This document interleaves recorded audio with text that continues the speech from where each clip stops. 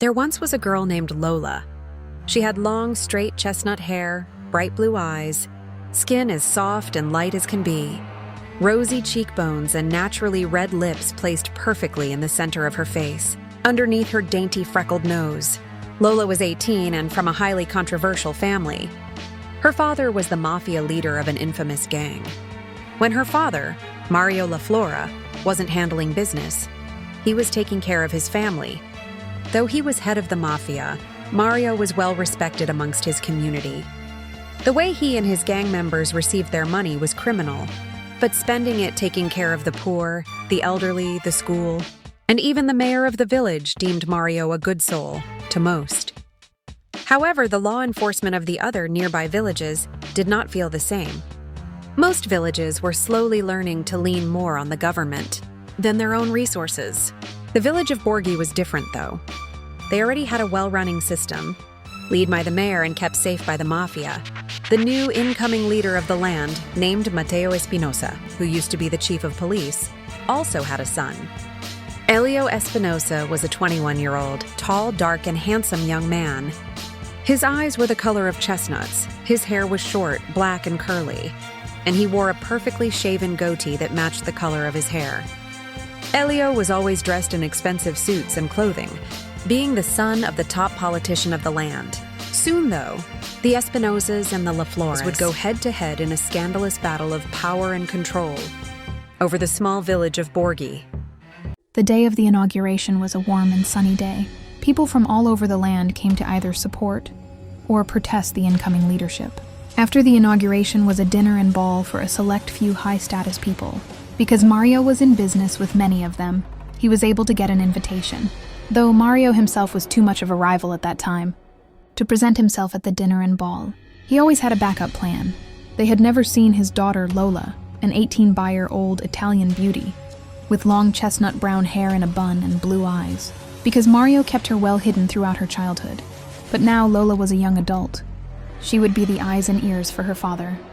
Lola would be the perfect plant to overhear any upcoming plans the new leader, Matteo Espinosa, had for the small village of Borghi. Lola wore a beautiful dress, put her hair up, slipped on some diamond hoops for her ears, and a diamond necklace for her chest, then set off for the ball. As Lola was helped out of her limo, she took a deep breath before going into the government hall. Though she was the daughter of the most feared man of the land, and though she had 2 giant bodyguards trailing only feet behind her, Lola still got nervous about her prospects. Plus, nobody knew exactly who she was. But the moment Lola got underneath the blue and yellow chandelier lights, as she was led to a specific table, she started to feel more at ease. The tables each had beautiful bouquet centerpieces, with lace placemats in front of each seat. Lola sat in her designated chair, a name tag displaying her name sat in front of her. Once the ceremony started, Lola used the food to comfort her boredom. She almost forgot to eavesdrop, until Matteo Espinosa walked onto stage, along with his wife and his son, Elio Espinosa, tall, handsome, Italian, with a goatee. Instantly, Lola was taken back by how attractive Elio was to her, as she barely listened to Mario Espinosa's big speech.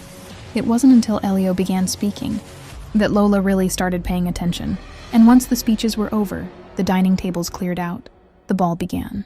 Lola saw that Elio had his eye on her, so it wasn't a surprise when he came over and asked to dance with Lola.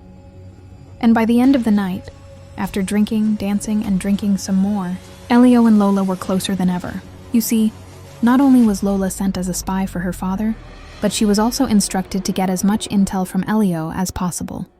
After the inauguration ball, Lola, 18, with long chestnut brown hair and blue eyes, finally pulled herself away from Elio, 21, Italian with dark curly hair and a perfect goatee to match, then vanished into the night.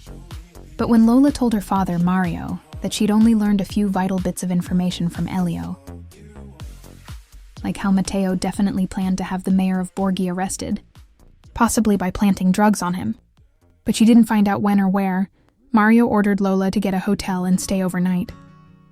She would have to run into Elio one more time to gain more intel. "How far am I supposed to go, father? I'm not going to sleep with him, I'm a virgin," Lola cried over the phone from her hotel room. No, vida mia. None of that. Just be flirtatious. Get creative. You are saving our village, mi amor. Mario replied. After that, Mario gave Lola intel as to which hotel Elio was staying at. He was staying at the hotel adjacent to hers. So, after dolling herself up a bit more, Lola decided to get a drink over at Elio's hotel bar. Luckily for her, that's exactly where Elio was. "Are you stalking me?" Elio playfully smirked as he saw Lola approaching. "You couldn't be so lucky," Lola grinned, playing back. By their third shot together, Lola and Elio ran off to the dance floor. Then, after hours of dancing, Elio asked Lola, "Who are you exactly, that you have to have 2 bodyguards with you at all time?" Lola thought in that moment that she had blown her cover. Nervously, she replied, "My father is a wealthy businessman, diagnosed with hypochondria. He worries about me being out here for my first year of college. So, he hired those 2. Lola gulped, wondering if Elio would buy such a far-fetched excuse. Amazingly, though, he did. "Can't you ever lose them?" Elio asked. Lola looked Elio over carefully. Then she decided right there that Elio would be her first. Even if he was the son of the enemy, Lola just couldn't help how attracted she was to Elio. "What did you have in mind?" Lola responded in Elio's ear. With a boyish grin, Elio took Lola by the hand and said, "Follow me." As they walked through the crowded hotel lounge area toward the restrooms, Elio told Lola the plan. She would go into the female restrooms, and he would go into the male restrooms, which were side by side. Just as Elio predicted, there was a window on the far wall in each restroom. With ease, Lola jumped out the bathroom window, right into Elio's waiting arms. Then they took off toward Elio's sports car. Laughing hysterically as Elio drove, the duo planned out their next destination. Surprisingly, Elio took Lola to a tall building. It was late at night, and the building looked to be closed down. Somehow, though, Elio pulled a key from his pocket and unlocked the door. It was a massive museum. "This is amazing," Lola said as she observed her surroundings.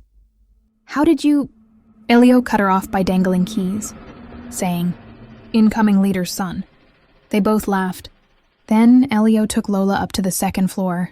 It looked like a huge arcade, with a big indoor jungle gym, trampolines, and even go-karts. After having the time of their lives on everything the second floor had to offer, Elio led Lola up all the way to the 10th floor of the building. "Is this where you kill me now?" Lola joked. "This is where I come to suck your blood," Elio joked in a vampire voice. Once they reached the top floor, Elio led Lola into a dark office-like space, then up one flight of stairs. They burst through a heavy door to find a starry night with a full moon. They were on the rooftop. There was even a blanket laid out, as if someone planned ahead.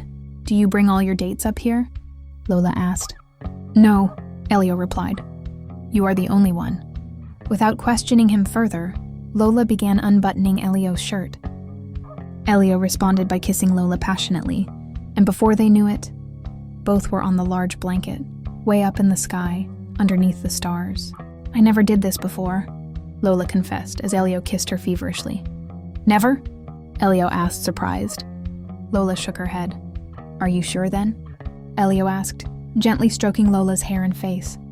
Lola nodded. Then they became intimate. As Lola awoke to the sun rays shining down on her face the next morning, she quickly recollected what took place a few hours earlier. Lola looked over at Elio, who was still fast asleep, as she gathered all her clothes and things from the rooftop. Squinting from the sun, Lola finally noticed the sign on the building. Espinosa Enterprises.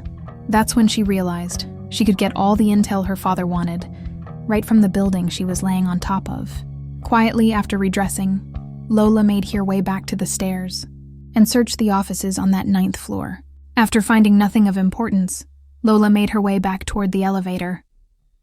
As the doors opened, Lola scanned around the offices once more. As she backed into the elevator, suddenly she felt strong arms wrap around her. "Ah!" she screamed. Then she realized who it was. Elio. He must be woken up to the sound of the heavy door close behind Lola when she went down the stairs. "I didn't think you'd still be here by the time I got dressed." Elio laughed. "Were you lost?" Lola lied, saying, "I did." "How did you know?" Elio asked. "But why didn't you just wake me up?" Lola brushed her hair behind her shoulder, batted her long eyelashes, then responded, "You were sleeping so well I just didn't want to disturb you. But you had a good time last night, didn't you?" Elio asked. "The best for my first time," Lola replied, blushing. So like a helpless damsel in distress, Lola let Elio walk her the rest of the way out of the tall building. After saying their goodbyes, Lola went back to her hotel. She gave her father a quick brief, since he had called several times already that morning. She let him know that Elio had let her into Espinosa Enterprises, so she waited for him to go to the bathroom, then searched, but to no avail. Mario insisted Lola get into that building again, and send their computer information to his email, then deleting all traces afterward. He only needed one good piece of information to bring the Espinosas down, for good. Meanwhile, Mateo LaFlora had his own undercover crew living in Borghi. They were people who had always lived there, so as to not arouse suspicion, but who were easily bought with $1 million. While Mateo and Mario spied on each other relentlessly, Lola and Elio were slowly, accidentally falling for each other. By the 4th day, Mario threatened to make Lola return to Borghi, as she had yet to find anything substantial against Mateo. She begged him not to, then promised she would send the computer information the next day. That night, Elio stayed over at Lola's hotel. Outside the hotel room door stood 2 bodyguards. Mario had agreed with Lola that having them present in front of Elio might blow her cover. They were told to stay attentive, but out of sight from then on. As soon as morning came, Lola told Elio that she wanted to go back to Espinosa Enterprises, to have fun in the indoor play area. Elio reminded Lola that it was a business day, so there would likely be other customers, but that was perfect in Lola's mind, because it would give her the opportunity to go up to the 9th floor again and get that information sent over to her father. She would also need to get Elio's keys. Since the business was open, Elio wouldn't need the keys to get into the building. So, while Elio was still in the shower, Lola went into his pockets, took the key ring that looked like office keys off of the other key ring, and slipped it into her pocket. She felt slightly bad about putting Elio in those circumstances, but it was the only way at that point. To keep her father, Mario, at bay. She wouldn't send everything, but just enough to satisfy Mario for a bit. Hopefully, it wouldn't be anything too detrimental to Espinosa Enterprises. But it was the only way that Lola could get more time with Elio. Though she knew that once he found out, Elio would want nothing to do with her. She needed to enjoy the moment while it lasted, because she was definitely falling in love. Lola's plan went over flawlessly. At some point, she told Elio she had to go to the restroom, but instead, she snuck to the 9th floor offices, got onto one of the many computers, without anyone else in the office noticing, and sent her father minor yet useful information against the Espinosas. Then she made her way back down to the play floor, slipped the keys back into Elio's pocket, and pretended as though nothing happened. Unfortunately for Lola, though, somebody did see her. She had failed to notice a single security camera directly above the elevator. The first time could be seen as an accident or Lola getting lost. But this time, she had no valid excuse for going up to the 9th floor, let alone onto one of the computers. Soon after, while Lola and Elio were entangled with one another, as usual, Elio let Lola know exactly how he felt about her. "I love you, Lola." She looked at him, heart fluttering, then responded, "I love you too, Elio Espinosa." After passionately kissing again, Elio stopped for a moment. "What is your last name?" "I don't think I ever asked." Lola was caught off guard. She didn't know how to respond without giving herself away. So she lied. "Florence, my name is Lola Florence." Elio accepted that answer, immediately going right back to their loving exchange. Suddenly, the hotel telephone rang. They were in Elio's room that time, so naturally he picked up. Lola stood up to go to the bathroom. While she was using the toilet with the door propped slightly open, she could easily overhear Elio's side of the conversation. "What now, father? Yes, yes. No way. Because she would never." Lola put her hand over her mouth. Had she been caught? Before eavesdropping any further, Lola quickly got herself off of the toilet, washed her hands, and prepared to sneak out. Just as she was inches from the exit door, Elio called out to her, "Lola, come here, please. I have something to ask you." Nervously, Lola turned back around to face Elio. His face looked tender as always, which gave her hope that she had misunderstood. Reluctantly, Lola went back to sit next to Elio on his bed.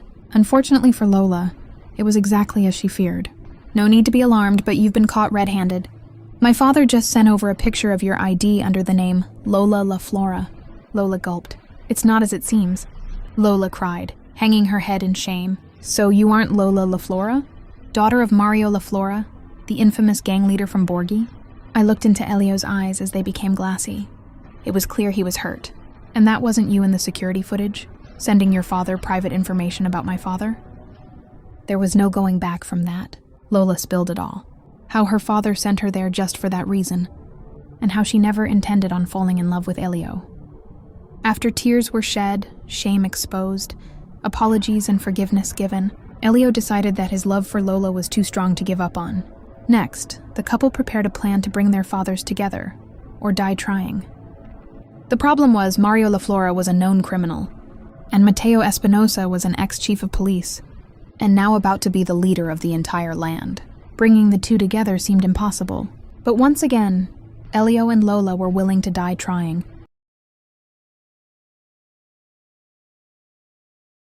So I'm going to tell my dad that your dad is willing to compromise, right?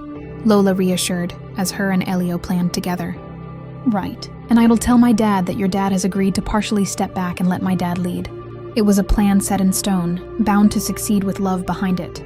And surprisingly to both Lola and Elio, both of their fathers reluctantly agreed to meet, under the perception of what they'd been told, though Mario made Mateo agree to no cops, and Mateo made Mario agree to no other gang members. The meeting spot was in a mutual place, halfway between Borgi and the big city. Tension was very high, as Mateo sat across from Mario, stern looks across both of their mustached faces. Lola sat next to her father, Mario, and Elio sat next to his father, Mateo. At first, it seemed the two muscular men from opposing sides were going to come to an agreement, until Mario called Mateo a certified pig, and Mateo called Mario a certified thug. As Mario stormed out of the meeting room, demanding Lola follow, she and Elio looked at each other with disappointment in their eyes. The plan had failed. How could an ex-cop ever unite with a lifelong criminal, even though, deep down, they had a lot in common? But after that failed meeting, unity seemed hopeless. Neither father even caught on to the fact that Lola and Mateo were in love. Even if they had noticed, it wouldn't have made a difference. That's when Elio and Lola came up with a new plan. 2 days later, Mateo received a mysterious note saying, "If you want to see your son alive, come to the Ricci Railway by dusk. Come alone." Without hesitation, Mateo grabbed his pistol and jumped in his car without telling anyone.